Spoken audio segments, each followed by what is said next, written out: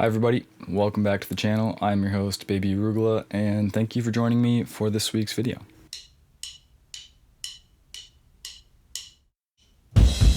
For those of you who don't know me personally, I've been in a band named So It Goes since 2013, and we released our first, you can call it an album, you can call it an EP, I don't really know. It's 7 songs, but the bonus version has a bunch of extra content, so it's kind of like a halfway house between an EP and an LP. Currently, we're in the middle of recording our second project. It's going to be an EP. We've got 5 songs on it, and we just finished tracking all of the drums for it. We're doing it remotely, so we're sending files back and forth and whatnot. My buddy Henry just finished the drums. Cyrus is going to do the bass now, and then once we have all that done, we're going to start doing guitars. Now, we already have bass done for 3 of the songs, so for those, there's nothing stopping me from doing the guitars. So before I start recording my guitars, I want to set them up properly because the songs are in C standard, so we're using different tunings and whatnot, which is not what these guitars were set up out of the factory for. So I want these guitars to sound as good and play as well as possible before I start recording.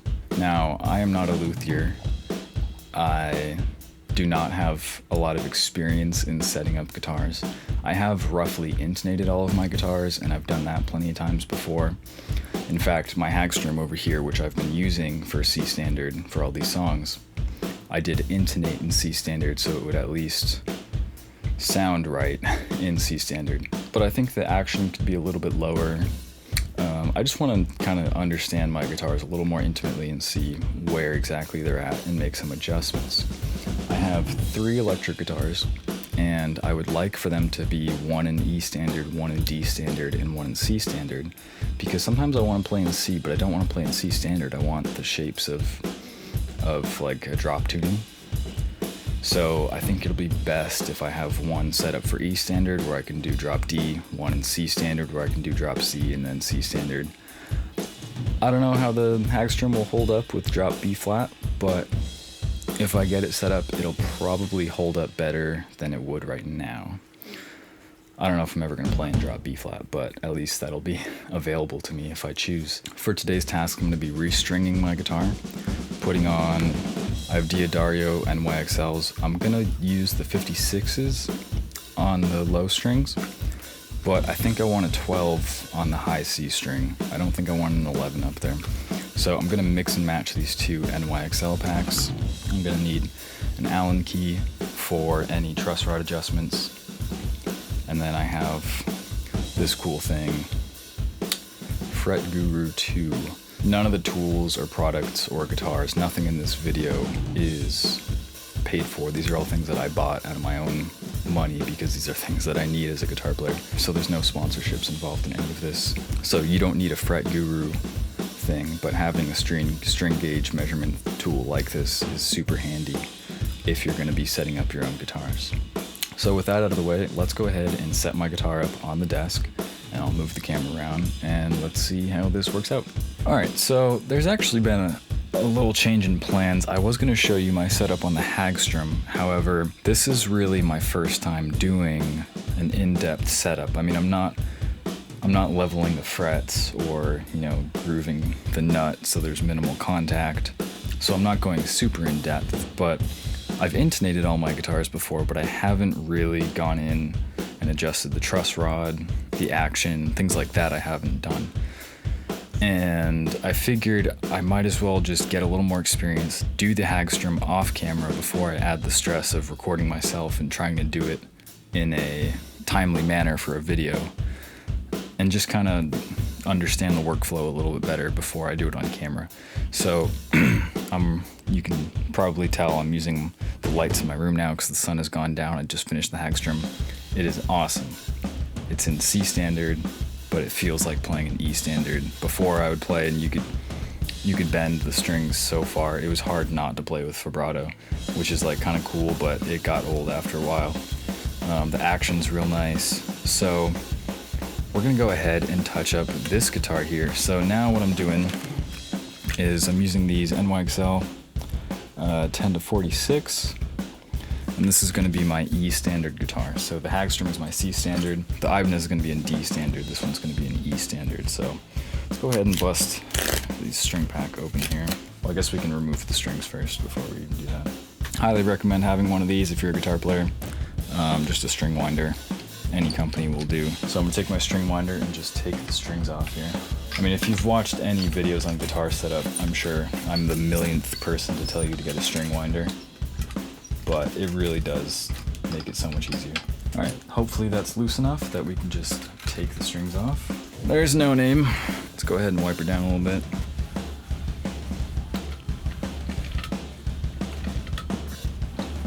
All right. That's pretty good. I mean, it doesn't have to be perfect. It is just gonna get dusty again afterwards anyway. All right, so the guitar is de-stringed. It's been wiped down a little bit. So now, what I'm gonna do is I'm gonna take this thing. I don't know what it's called, so I'm gonna call it a ruler, but you can see it's got grooves on it. So you put each little sticking out thing on the frets, and that's how you can tell if your neck is bowed either way or if it's straight. And if I look, I can see that I have a very slight back bow going on. So I'm gonna loosen the truss rod ever so slightly. Oh, that was more than I wanted to, but that's okay. Let's see what that did. Nice, that actually did it. So now my neck is straight. So now I'm gonna put the strings on, tune it up, and the tension should give it a slight bow forward, but not a problematic bow, just a very slight. And let's bust out our strings. So we're doing, what are we doing here? I think we're doing 46 to 10s.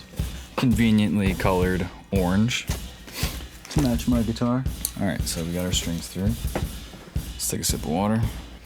So I guess in case you've never strung a guitar before, or you need to get strings for your guitar and you're not sure how to do it, I'll show you how I restring my guitars. I think there's certain things that are kind of personal preference or just like secrets that some people know and some people don't. But there are some things that are kind of universally accepted. First, I don't know how well you can see with this camera, but the holes that the string go through are starting from the inside of the headstock and then going out diagonally. And that's because you want, when you tune it, you want to pull the string through the middle and then wrap it around the outside. That's going to give you the most tuning stability, and also paying attention to that will prevent you from making mistakes where one string you turn one way to tighten it, and then the other string you turn the other way to tighten it, and then you get confused and you can never tune your guitar right. So let's go ahead and take the E string. So remember, we come from the inside and then we work our way out. And now here's a thing that I think is kind of mostly personal preference, and that is how much slack to give yourself. I tend to go to the 12th fret and just kind of lift it up with my index finger. I don't know if you can see that. So I kind of bring it up to about the second knuckle in my middle finger, and I make it like tight there. Once I got that, go ahead, we take the string that went on the outside, right? And we loop it back under the string coming from the middle, like that. And then we fold it back over itself like that. That's going to help with your tuning stability, I think. So I've been told. I haven't really tried stringing guitars any other way, so honestly I really couldn't tell you. But, so now we've got that. We can just finger tighten this a little bit, and you can see that the string winder's going this way, so it's pulling the string along the outside. And as we go along the outside like that, this part that we folded over itself is kind of providing extra tension in that opposite direction. And then as you tighten it also, you want to push down here so that as it coils beneath the string that's already wrapped around. You don't want any new wraps to go above any of the old wraps. You want to work from the top down, or really from the top down, because you want the old wraps to be on the top, but really from the bottom up, because you're holding it down and then you're letting it go up. I hope that makes sense. So now we'll do the same thing with the A string. 12th fret, pick it up to about the second knuckle, kind of a little bit under, to be honest. That's good. Close through, fold it over.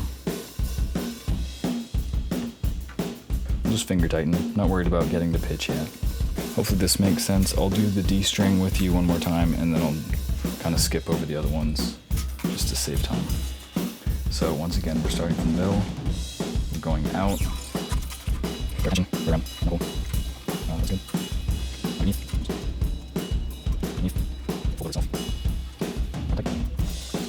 Got our strings on, they're all tuned to pitch. Clip the ends of our strings. So now we're ready for the next step. And that is, we're gonna reach for this fella again, and we're just gonna see how the tension has affected the curve of the neck. We have a reasonably decent forward bow. Not like, it could be too much, but it's not obviously too much. Like it's within the realm of preference. It's not a problem. So what I'm gonna do now is adjust the action, which really isn't that bad, to be honest. There's not a whole lot that needs to be done to this guitar, but let's go ahead and strum it a little bit and see if it's buzzing anywhere. Well, I guess I'm not in tune apparently. Let's go ahead and tune it up. Cool. Well, I guess we could try lowering the action a little bit. I mean, so I'm holding it as I would play it, but I think the action's high enough that I can still demonstrate this with it laying down. I'm gonna do two other tests, and one is no capo, 12th fret, which I could basically fit two of these business cards underneath there, so the action could come down a little bit. And then the other example is to put a capo on the 1st fret and then check the clearance of the 13th fret, which once again I can fit about two business cards in there. So we're gonna go ahead and adjust the action now, which I gotta be completely honest, I'm not totally sure how we're gonna do that on this guitar. I think those are little hex keys. Let me put you in a position where you can see what I'm looking at here. You can see there are these little tiny screws here, and I'm pretty sure this is what I need to do to adjust the action. And I think they're little hex keys, so let's grab our thing here. This is really interesting. You can adjust the action for each individual string, which is, I've never done that before. It's like, it's almost too many options for me. That's kind of the great thing about setting up your guitar, is really, there are some guidelines, like the workflow is important. You have to do things in the same order. It's like when you're doing math and you learn PEMDAS, you got to do that shit in the correct order. Same thing with the guitar. You have to do the truss rod. You got to straighten the neck, string it up with the new strings, get the right tension going, adjust the truss rod, do the action, and then intonate, and then pick up height. And you got to do them in that order. That's important. But what you do in each of those steps, what action you set it to, how you want your truss rod, all of those are completely about personal opinion. So that's nice. There's no wrong way to do any of those individual steps, but you got to do them in the right order. So I'm gonna go out on a limb here and assume lefty loosey, righty tighty. I guess I can go ahead and measure this. Well, I guess I don't really need the measurement tool, to be honest. I can just slap a business card under here and just kind of do it until they each touch the business card. Okay, so I've lowered these way too much, which kind of makes sense. I mean, you can look at them and you can see they're, well, I don't know if you can see very well on the camera, but these screws are standing way up, and I was thinking like, this is probably wrong. Yeah, so what I didn't realize is that by lowering the saddles, you're detuning the guitar. So you need to retune after each adjustment, which makes total sense. I just wasn't thinking. So I just held it in playing position and tuned it up to pitch, and the E and the A string are actually holding up pretty well, but the D, the G, and the B string are buzzing. So let's go ahead and raise these three. Yeah. Okay. Yeah, I think the low E string could use a whole turn, and I think the B string could use a half turn. The whole thing feels balanced. I think everything could just use another maybe half turn, maybe even a quarter turn upwards. Just a recap of what we've done so far. I took the strings off, the old strings, straightened out the neck, then we put the new strings on. Tuned them up, got the tension, measured the bow of the neck. I liked where it was at. So then we went ahead and adjusted the action by lowering each individual saddle. After a bunch of fine tuning and adjusting, I have found heights that I like for each string. It's low, but none of them are being choked out. It works for strumming chords, but it also works for noodling, which is nice. So now it's time to adjust the intonation. So I believe the screws are on the back here. Yeah. Luckily it's just normal Phillips head, so that won't be too difficult. Let me just do this. So I got my tuner open here. Let's just go ahead and see where we're at. So if you've never intonated a guitar before, basically what you're doing is you're making sure the open string is an E, the 12th fret is an E, and the 12th fret harmonic is an E, or whatever the note of the string is. In this case, it's an E. So that's an E. And that's a little bit sharp, which means that we need to take the saddle and we need to push it back to make the string longer, because basically what this is saying, if this is sharp, it's saying the distance from the saddle to my thumb is shorter than the distance from here to the nut. So we need to pull the saddle back to increase this distance, so that way the 12th fret is a perfect octave. So I'm gonna go out on a limb and assume lefty-loosey here. It definitely made a difference at first, but now it's not doing anything. Now it's just finger loose. Yeah, that's not gonna... I can just see how the mechanism works, and that's clearly not gonna do anything. Maybe I need to do it in playing position. Yeah, it's really not making a difference at all. Like, I can see it moving, but it's not doing anything. Like, it might be a little bit closer, but marginally. I think that might be the best we're gonna do on the E string, unfortunately. Let's go ahead and try out the A string. Alright, so I just finished intonating all the strings. The top 5 in pitch are all intonated properly, but the low E string I could not get to intonate completely, so it's close, but it's not quite there yet. But that's that. The last thing to do is to adjust the pickup height. For that, I am gonna reach for my Fret Guru thing. It just says Fret Guru Big on it, so that's what I'm calling it, but any small measurement.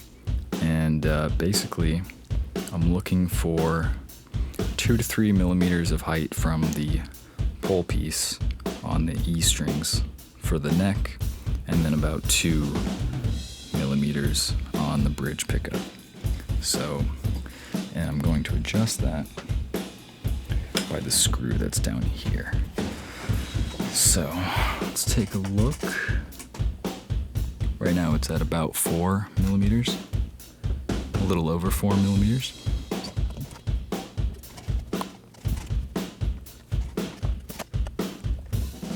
It's funny, this is actually the opposite of the Hagstrom. So to raise it, I'm loosening the screw, but on the Hagstrom, I had to tighten it. It's one of the cool things about taking the time to set up your guitar yourself is that you learn these little intricacies that differentiate your guitars from one another. That's perfect. Okay, so now I'm gonna go to the high E string. You can see my pickup is all askew. The millimeters that I mentioned is just kind of a rough ballpark. Like everything so far, you can always just adjust it on your own after to taste. Yeah, that's good. So we've got on the neck pickup for the high E string, we got about 2 millimeters, and got about 2 millimeters, maybe slightly over on the low E string. Got about 1.5 millimeters on the high E string for the bridge pickup. And we got about 2 millimeters on the low E string. So what that's gonna do, if you wanna brighten your guitar tone, you can increase this side of the pickup, or you can lower this side of the pickup. If you want more body, more low end, you can increase this side, or you can decrease that side. Makes pretty good sense, but by having them at these roughly equivalent levels, you're not gonna have massive volume jumps when you switch from one pickup to the next. And adjusting the pickup height, of course, has nothing to do with your intonation, so you can adjust that whenever you want, really. But I'm done. That's it. So just to recap, I took off the old strings, leveled out the fretboard, put on the new strings, tuned them up to pitch, so we had the tension, saw how the tension was affecting the curve of the neck, and I quite liked that. So then we moved on to the action, where I adjusted these little screws here to increase the height of each saddle. Once I had the action for each string that I liked, we moved on to intonation, where you rotate these screws to move the saddles back and forth, which affects the length of the string from the 12th fret to the saddle.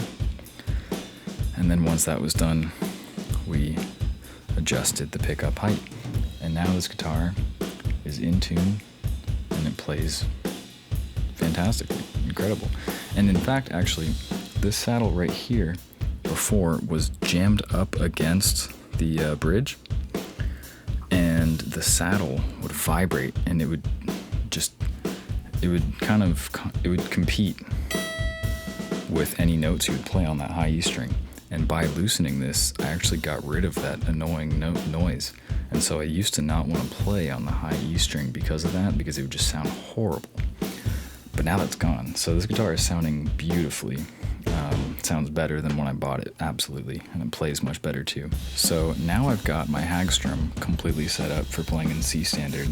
And now I've got this baby set up to play in E standard. So now I'm gonna do the Ibanez and set that one up to play in D standard. All right, we are on day 2 of my guitar adjustments. Yesterday I did the Hagstrom and the orange No Name. Now we're doing my Ibanez. This one's gonna be a little harder. I suspect that the screws are rusted and might strip. So we'll see how this goes. But step 1 is to take the strings off.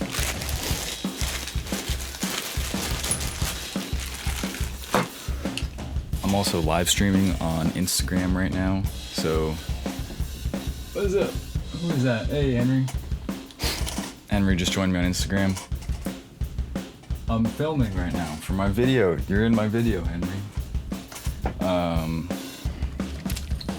Yeah. So if you're watching this on YouTube and you want to see me do it live on Instagram, go follow me on Instagram.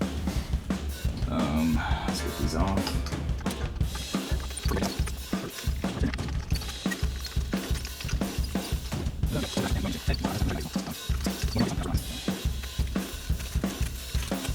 Is this strung through? Oh, interesting. This actually has the same bridge as No Name. I didn't realize that before. Oh, let's just take down the whole desk, why don't we? Sheesh. Yeah, this is the exact same bridge. I think minus the trem system. Basically, No Name has the hardtail version of this. Let's go ahead and give the guitar a good little wipe. Nothing toxic or acidic or damaging, just a little bit of water. A little bit of water, and then if water's not enough, you can do like a little bit of a vinegar solution, something that's still gentle. Don't just wipe your guitar with fucking Windex or bleach or some shit. Alright, time for strings. We're gonna be using 11 of 49s, which is kind of light, to be honest. I realize maybe I could have gone with like 52s, but that's okay. Not gonna be playing any shows anytime soon, so it's not like I need thick, durable strings. Gonna be recording, so actually that extra bit of kind of definition from the lighter strings might be more beneficial than having heavier strings. So the last time I strung my Ibanez, I didn't pay attention to what color strings went where, and I just went by the size, or what I thought was the size, and I ended up putting my E string. I ended up swapping my E and my A string, which ended up sounding fine. I actually recorded that way, but it was a fucking pain in the ass to play. If you're watching this on YouTube, Henry just said that he can't stop farting. Real quick, before we get tension, we're gonna go ahead and check how level the fretboard is. So let's go ahead and put this bad boy up. We've got a little bit of a forward bow. So I'm gonna go ahead and straighten this out, actually. Assuming that my screw isn't stripped, or the truss rod isn't stripped. Let's see what that did. Nice. And there we go. So now the neck is straight. So now I'm gonna put the strings on, tighten it up, get it to pitch, and that should give us, it'll either stay straight or it'll give us a slight forward bow. Obviously there's an extent to which it becomes problematic, but just straightening it out and then putting the strings on will probably get it to a nice level. That's what happened with the Hagstrom, that's what happened with the orange. Probably will be the same in this scenario. Shout out to today's sponsors, Guayaki. Just kidding, they're not my sponsor, but Guayaki, please sponsor me. If anyone who works for Guayaki watches this, either on Instagram or YouTube or whatever, I won't just write a song about and dedicated to Guayaki. I will write a whole album dedicated and about Guayaki. A whole album, 10 songs. I'll write 10 songs. You know, I think that's a good question. If your guitars were endowed with sentience, would they want to play for you? Or would they want to let you play them? You know, and I feel like morals are a weird gray area. It's like how history is determined by the victors. It's kind of like, so are morals. But for guitar players, like, or any musician, for musicians in general, I feel like the moral responsibility is to think, if your instrument was sentient, would it want to play for you? Would it want you to play it? You know? And if the answer is no, then you gotta look deeply into yourself and figure out why. And you need to grow. But of course we don't know that. We can't really answer that question. Maybe my guitars don't want to play for me. So we got our strings on, right? So let's go ahead. Oh, a little fun tip that I learned yesterday, which makes total sense. I just didn't think about it at the time. Where you place your little headrest for your guitar will impact the curvature of the neck when you measure it. So it doesn't really matter where you put it, but it matters that you put it in the same place every time. Or else you're gonna be like, oh, it's curved, and then, oh, it's not curved. So just be consistent and aware of that. So let's see. Yep, sure enough, we got a pretty hefty forward bow going on with all that tension. I think we're gonna call it there. So now, first off, we straightened it, we got new strings on, we got it tuned up to pitch. Oh fuck, actually we don't have it tuned up to pitch, because I forgot this one's gonna be in D standard, not E standard. So I actually need to detune this and then remeasure it. I might have to loosen up the truss rod, come to think of it. We leveled out the fretboard, put the strings on, tuned them up, adjust the level. I guess we could clip the strings. That's probably a good idea. I almost never clip my strings, and I almost always regret it. Although when I do clip my strings, I also tend to regret it. So, I don't know. So now we're going to adjust the action. So I got a lot of clearance on the low E string, but less clearance on the higher strings, which if you look at the saddles on the bridge here, that's basically how it's laid out. So let's go ahead and lower this fella, and that's nice. That looks good. So let's check out the A string. Yeah, A string can come down a little bit. That looks nice. So let's go ahead and do the same on the D string here, or rather the C string. Next one, the G string. Let's start with one turn on here. These ones are already a little bit lower than where the lower strings were. I don't think these need a whole turn. I think perhaps the B and the E string could use a half. Okay, so it's too low. We're buzzing a little bit. So I just adjusted the action for each of the strings, and they're a little bit too low, but I like it. So I think I might loosen up the truss rod just a hair. I'll still have to increase the string height a little bit, but I'd rather increase the string height a little bit as opposed to a lot. So to the left here. Yeah. Let's see how that feels. So it's still buzzing a little bit, but it's buzzing less than before. So that's good. I think I'm still going to increase the string height just a little bit, because we're still choking out on some of those higher frets. That's the same note. So that's not okay. Let's give everybody a half turn up.